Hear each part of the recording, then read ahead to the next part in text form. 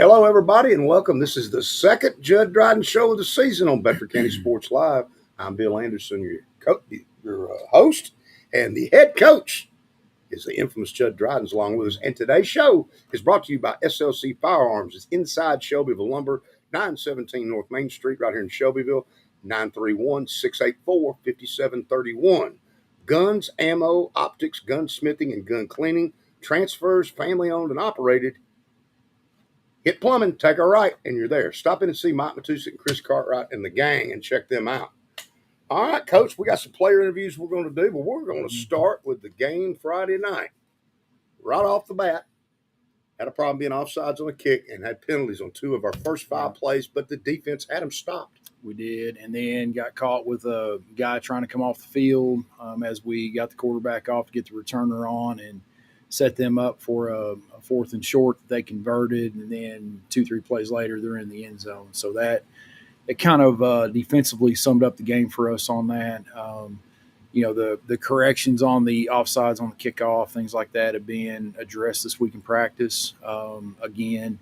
So that, which is basically all we can do at that point, is make sure we make the corrections and then reinforce the corrections and then move on from there. Because it really hurt us too, because Betzelberger puts it in the end zone. He has a great kick. It's just a killer. And so, I mean, it's again, you're dealing with just situational type stuff that you've got new players and new spots, and it will quickly become a non-excuse.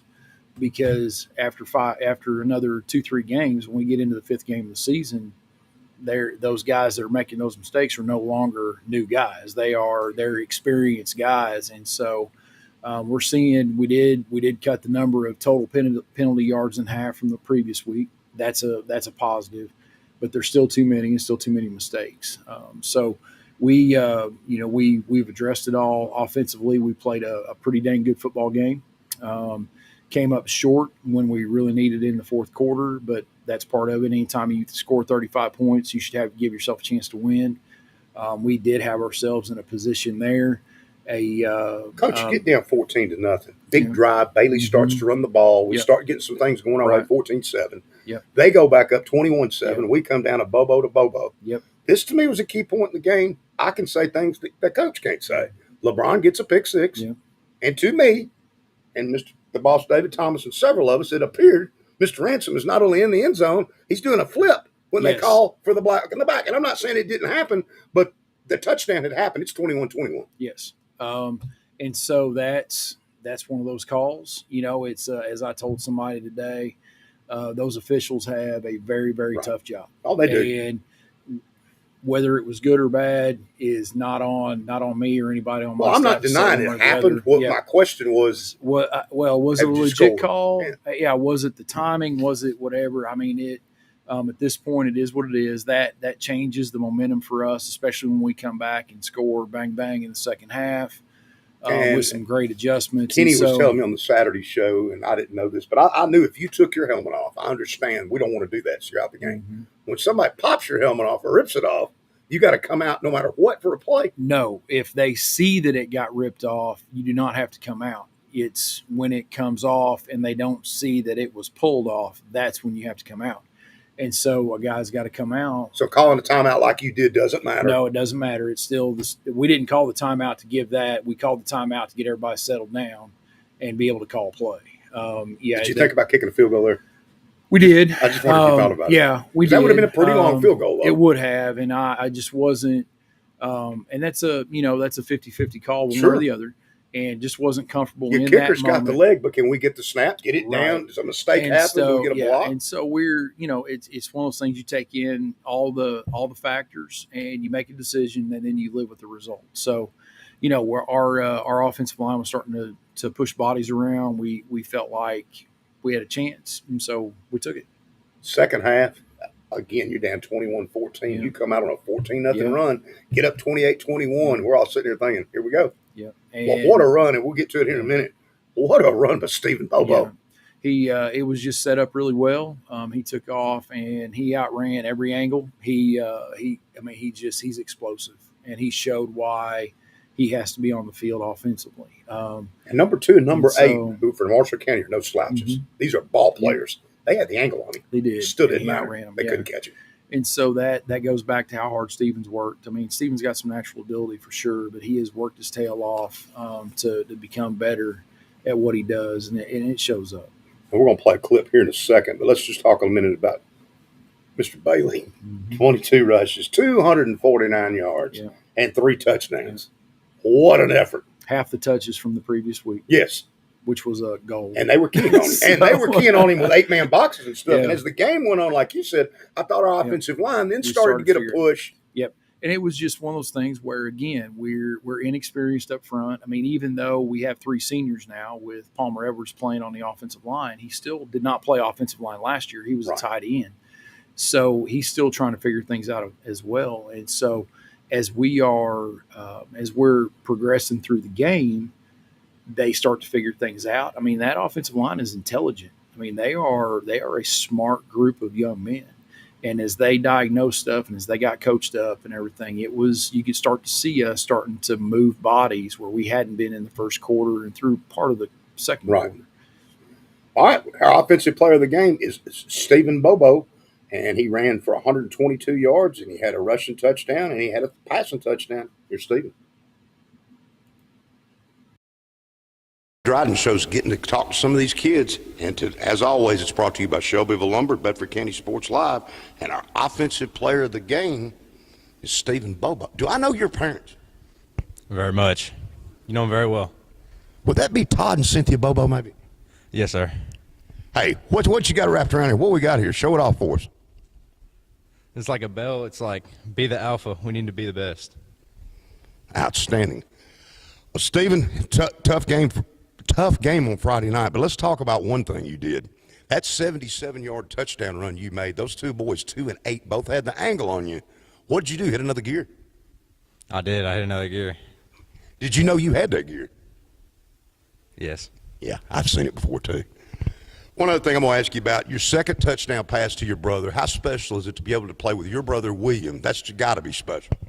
It is very special playing with my older brother because he's like a leader on the field, and I really enjoy playing with him. You play defense as well. Would you play defense or offense, or do you just like football? I kind of like playing both of them because when I do bad at one, I can make it up with the other. Absolutely. And you had 122 yards rushing, 1 rushing touchdown, and you had a touchdown pass as well. And this week you got a tough game coming up on the road at Coffee County. What's your expectations there, Stephen? We expect to win. We really expect to execute on offense, pass it a little more, and I just need to be a little bit more accurate in my throws. And I know you can run it. And, of course, me and Robert need to do good running the ball. Oh, absolutely. Going into the second half of that game, there was 2 key runs, and actually we go down from down 21-14 to up 28-21. Before the 77-yard run, you had another nice run of about 10 yards. We were just they were keying up Robert, stacking the box on Robert, so I would just pull it and go the other way because nobody was really there. And Stephen Bobo, he's your offensive player of the week on the Jud Dryden Show, brought to you by Shelbyville Lumber, and we're going to move on next with our lineman of the week. All right, Coach. That's a pretty good interview with Stephen. He's a special kid. He is. He's one of many that we've got Yes, and you that do. we're blessed with. So it's the future looks good for us for sure. His speed, I don't know. There's some kids, we've seen Bailey do it. Now we've seen Bobo do it. You're faster than you think you are when the time is appropriate. Yes, I mean that's a competitor. Uh-huh. That's a kid. That's a guy that But that's a doesn't- faster yeah. than he would have run it in a 40, I promise you. Yeah, so it's just the competitive nature, and that's one of the things that's special about him and so many others on the team. And I don't think people realize how fast his brother is, William. Yeah, William can run. as fast as Steven. Absolutely. Different type of style, but still the top end's there. And they're just so big on defense and on offense. And before long, I got a feeling we're going to see a Bobo to Bobo long one coming here pretty soon at some point. Could be. Stacking that box, we're going to go take it deep on you. All right, now the next one is the lineman of the week. And it was Chandler Cates. And I would have asked him this if I had known it. I didn't know what he scored on his SAT. Somebody told me it was like a 34 as a freshman. I don't know if it's 34. I think it was a 30 for sure on his ACT. Yeah, as a freshman. That's borderline genius as a freshman. It's pretty dang good. Yeah. And he's very impressive right here. And here comes your lineman of the week right here, Chandler Cates. Shelbyville Lumber, Bedford County Sports Live on the Jud Dryden Show, and here we are with our lineman of the game. You are one large sophomore, Mr. Chandler Case. That's what I've been told. That's what the doctor tells me, at least. I'm going to ask you because I told you I was going to. Have you ever broken a trampoline and potentially multiple times with that strength you've got? I don't think as much strength as his body weight. I like to eat. But, yes, that is true. Todd Bobo's house. Absolutely. Breaking the trampoline, nothing like it. What's it been like for you? You get to play offense and defense. What's your preference, or do you just like football? I'm definitely more of an offensive guy. I love D-line too. You know, it's an essential part of the game, but there's nothing like driving somebody until they, flat back. All right, you've been blocking for Stephen Bobo for a little while, playing tackle all the way down at the middle school level. Is that correct? Yes, sir. Since actually 5th grade, I've been playing tackle for Stephen. Do you really know where he's going, or does he just go on his own? I just try to make a hole for him. I know guys like him and Robert Bailey, they have the vision to see that hole that we create and make it something out of it. All right, tell me what's wrapped around your neck. What we got? This is a chain. It's in place for rope. And what this means pretty much is, I know Palmer touched on it last week, as an offensive lineman, you're putting your back out and you're working as hard as you possibly can with very little recognition. You're working as hard as you can in the trenches just so a guy can get in the end zone and make a play. And that's what it's about. It's about helping the guy next to you. The offensive line is holistic. You can't have one good offensive lineman and all the rest are terrible. You can't do anything with that. You have to have a solid group that helps each other out, picks each other up when you do bad. All right, key this week's going to be you're on the road at Coffee County. They're big, they're physical. It's a totally different game than Marshall County because they're going to try to just run it right at you. Well, I feel confident in our box defensively. I know that, we got guys like Nate Zimmerman and Brody Lavorne, Ellington and Colton Clardy on the defensive line who can stop that run. I feel confident in that. All right, coming into this one from an offensive line perspective, you've got Steven, but you've also got Mr. Bailey to block in front of. What's it like to block in front of a great tailback like that who's got to be right up there in the state in rushing leaders, which bodes well for him, but it bodes awful well for your offensive line as a whole? I think that we got a good group offensively. We can get that initial push, and Robert Bailey can do something with it. Blocking for a guy like that, you're confident. You know every play that no matter what you give him, what kind of hole you give him, even if you mess up, he can recover from that, and he's going to do something with it. He really is a great running back, and I'm proud to block for him. All right, good luck coming up against Coffee County, and we'll be watching. We'll be right back with our defensive player of the game. All right, Coach, let me ask you this question. I understand Neil Gordon's got a program up there now where they're teaching some broadcasting. Yeah. That kid right there needs to be in that program. He very well could be. He's a natural. He's good. He's so intelligent, but also not just intelligent, but has a good common sense type way about him, and he's constantly learning things. None of that was rehearsed, was it? No, absolutely none. And he got on there like a pro. And so he's confident enough, but he's also willing to know when he makes a mistake and he fixes it. So you can't speak highly enough of that young man. Oh, he's a big boy, too. He is pretty large. Chandler will be after my job. David Thomas will be replacing me before long. You keep doing interviews like that. That was outstanding. All right, we're going to go to our defensive player of the game right now. And this is another special player and an outstanding young man, Mr. Brody Lavorne. He's your defensive player of the week for Shelbyville Lumber. The Jud Dryden Show, Shelbyville Lumber, is bringing you your defensive player of the game. And I'm going to be honest with you, this is Mr. Brody Lavorne. He's a senior. You came awfully close to getting the award last week. You were all around the place. What's it like playing linebacker for you? I love playing linebacker. I love coming downhill, hitting people. I don't like going into coverage. You don't like going into coverage. You get to hit there too, don't you?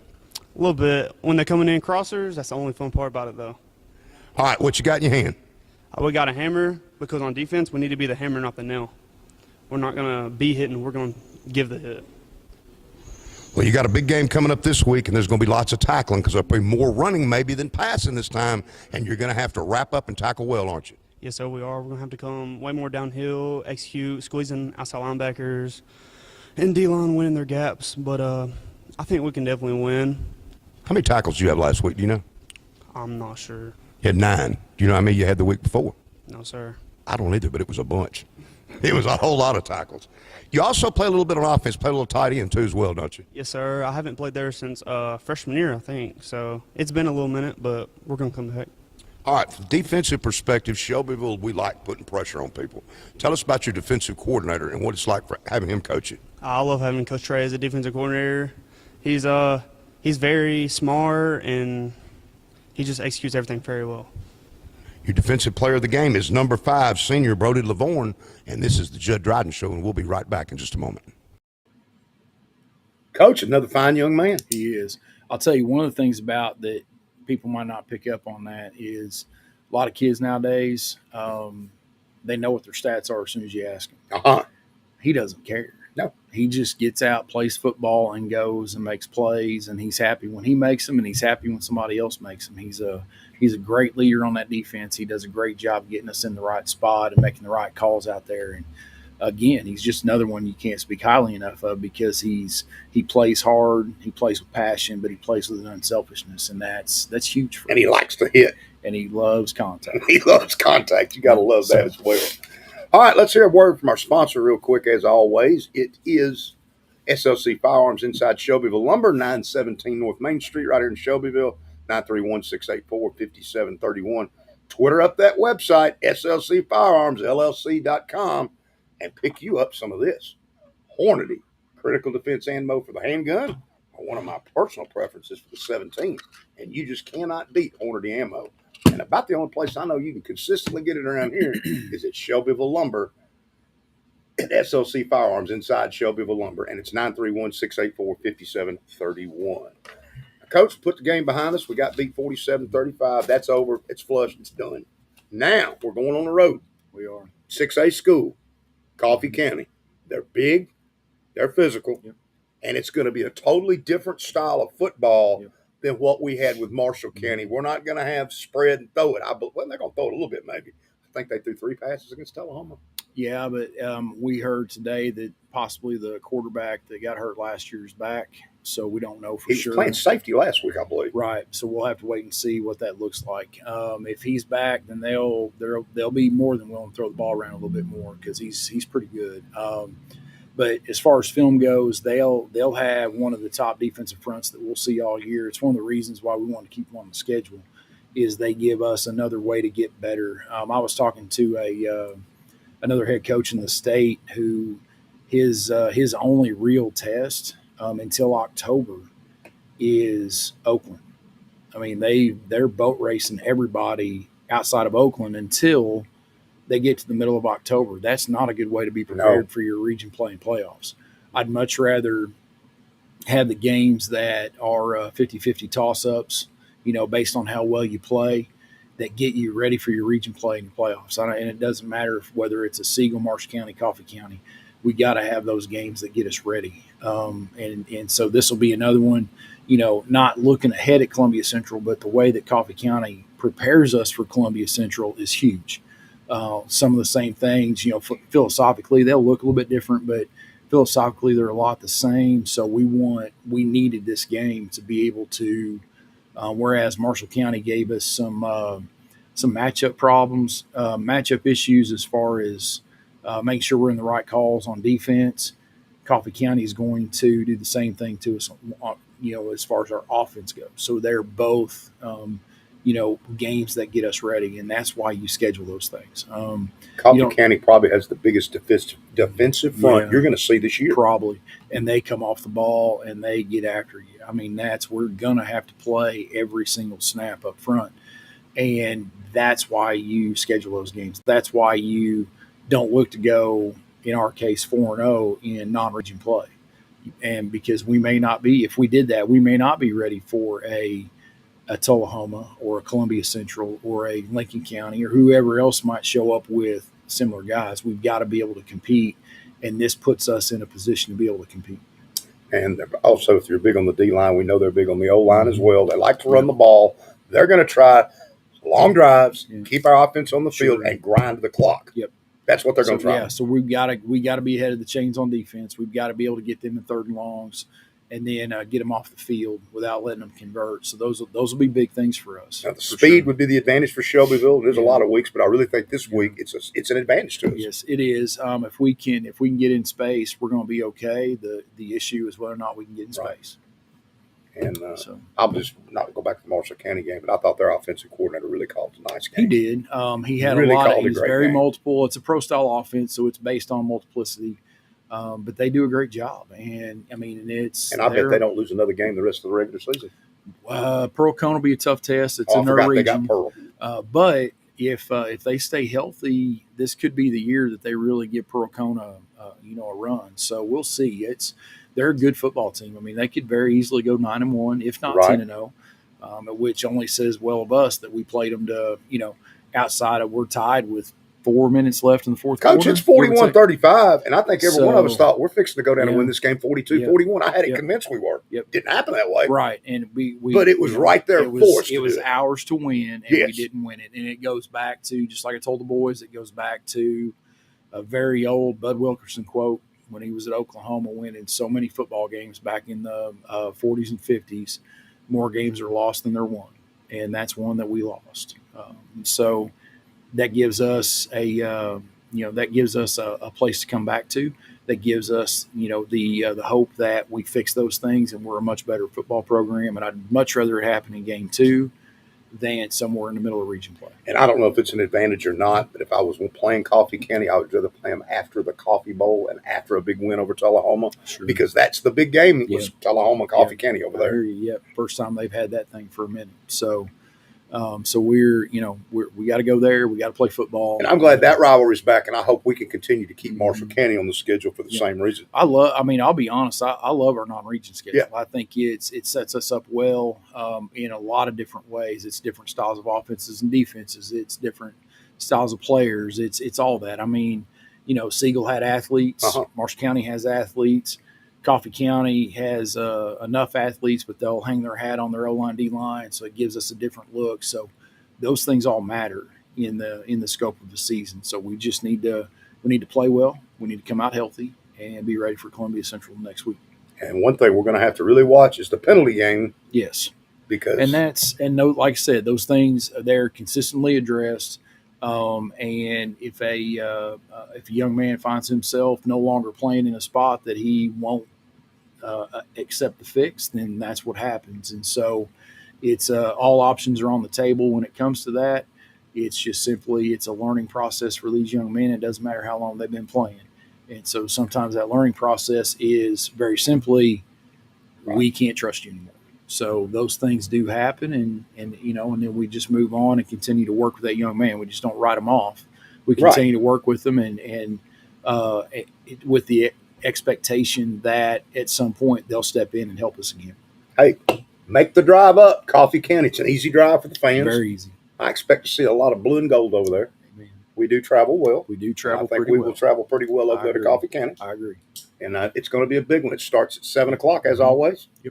Sure does. And it's supposed to be halfway decent weather. Yeah, man. So, Coach, I saw 78 and 49. Did you see that? I did.